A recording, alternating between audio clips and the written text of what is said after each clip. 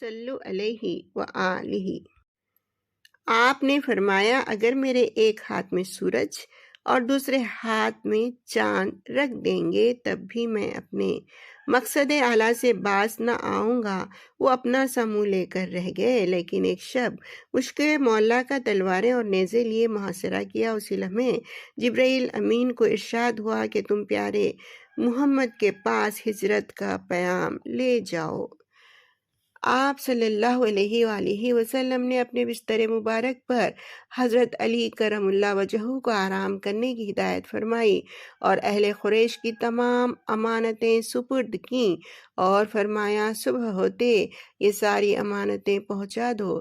اس کے بعد آپ وہاں سے برآمد ہوئے اور سورہ یاسین کی تلاوت کر کے شاہد الوجوہ پڑھ کر ریت ان کی طرف پھینکی۔ ان کی آنکھوں پر ایک پردہ سا آ گیا۔ آپ بخیر و خوبی ان کے نرغے سے نکل گئے اور اپنے خاص مصاحب صدیق اکبر رضی اللہ تعالیٰ عنہ کو لیے غار سور میں تشریف لائے۔ آپ کے تعاقب میں دشمن نکل کھڑے ہوئے اور کئی لوگوں کو گرفتار کرنے پر مامور کیا، جن میں سراقہ بہت شجاع و بہادر شخص تھا۔ غار سور تک آیا لیکن وہاں مکڑی کا جالا اور کبوتر کے انڈے دیکھ کر واپس ہو گیا۔ یہ بھی ایک معجزہ تھا کہ اللہ سبحانہ وتعالیٰ مکڑی اور کبوتر کو اس کار عجیب انجام دینے پر مامور فرمائے۔ جب آپ دن کے وقت نکلنے لگے تو سراقہ نے دیکھ لیا اور آپ کے تعاقب میں گھوڑا سرپٹ دوڑ آیا، لیکن ایک مقام پر اس کے گھوڑے کے پیر زمین میں دھنس گئے اور اس نے توبہ کی۔ اس طرح آپ صحیح سلامت مدینہ منورہ کی طرف چلے۔ شہر مدینہ میں آپ کی تشریف آوری کا چرچا ہوا تو وہاں کے قبیلے بنی خزرج، بنی اوس اور بنی نجار کے سردار استقبال کو آئے اور دف پر بنی نجار کی دوشیزاؤں نے یہ ترانہ گایا: طلع البدر علینا من ثنیات الوداع وجب الشکر علینا ما دعا للہ داعی ایہا المبعوث فینا جیت بالامر المطاع۔ اس شہر فرخندہ سواد شہر مدینہ میں آپ کے میزبان حضرت ابو ایوب انصاری بنے اور ان کے گھر آپ رونق افروز ہوئے۔ اس طرح شہر مدینہ مدینۃ النبوی کہلایا۔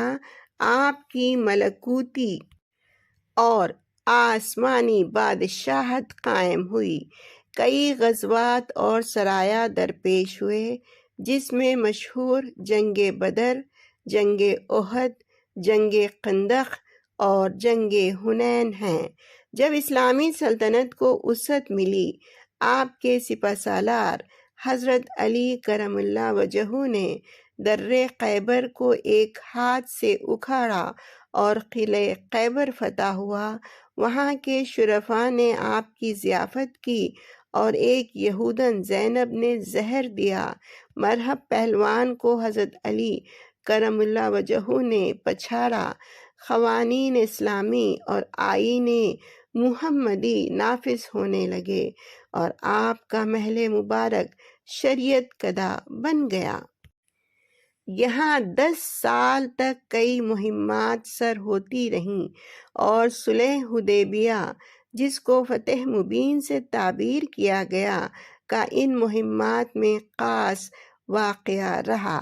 سن 10 ہجری میں فتح مکہ کا عظیم مرحلہ آیا اور آپ کئی لاکھ صحابہ کے ساتھ حجۃ الوداع کا فریضہ بسط کرو فر انجام دیتے ہیں اور ایسا فصیح و بلیغ خطبہ اہل اسلام کے لیے اپنے شیریں لبوں سے دیتے ہیں کہ آج تک وہ ہمارے لیے سرمایہ ناز ہے۔ صلو علیہ وآلہ، صلو علیہ وآلہ، صلو علیہ وآلہ۔